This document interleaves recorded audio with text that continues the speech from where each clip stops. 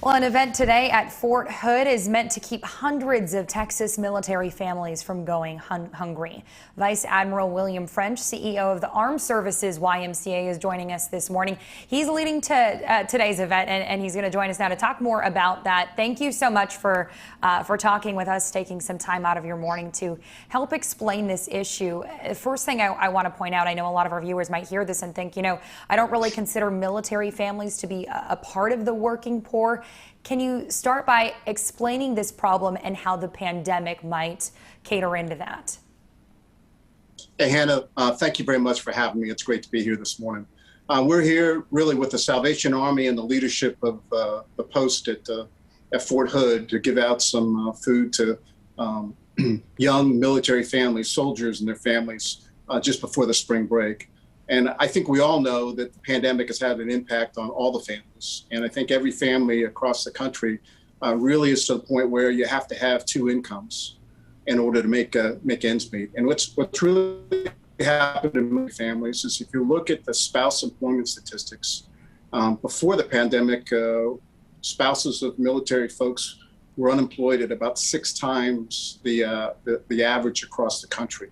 And now the pandemic comes, many of those that were employed were in the service industry, they lost their jobs. The projections now is somewhere between 35 to 40% of those military spouses are unemployed. And that puts a lot of pressure on the family to go from 2 incomes to 1 income stream.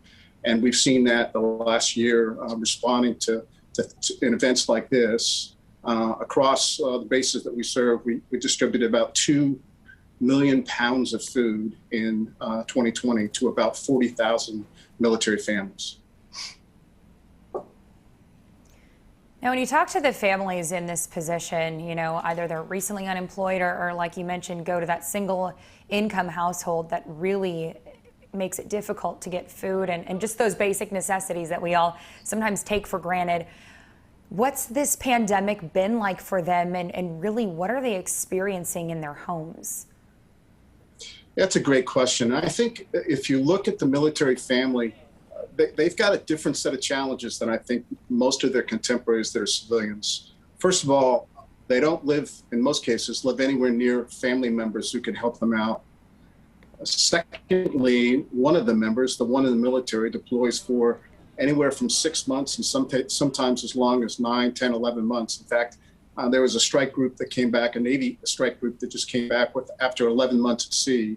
And the same thing's happening in the Army. The same thing happens with the folks that are stationed here at Fort Hood when they're deployed for long periods of time. So that spouse is here on their own, trying to make ends meet, taking care of their kids. And I think the other thing is school was out for a good part of the year. And here in Killeen, about 70% of the folks here are eligible for either no cost or low cost school, food at the meals at the school. So having school shut down puts additional stress, if you will, on those families that are challenged with finding food to begin with. Yeah, no, and of course there are so many different factors at play in this. Hopefully we can get some help out there just by spreading the word. So we thank you for your time and helping us talk about this morning. You can find a link to the Armed Services YMCA. That's on our website at fox4news.com. Vice Admiral French, thank you so much for your time.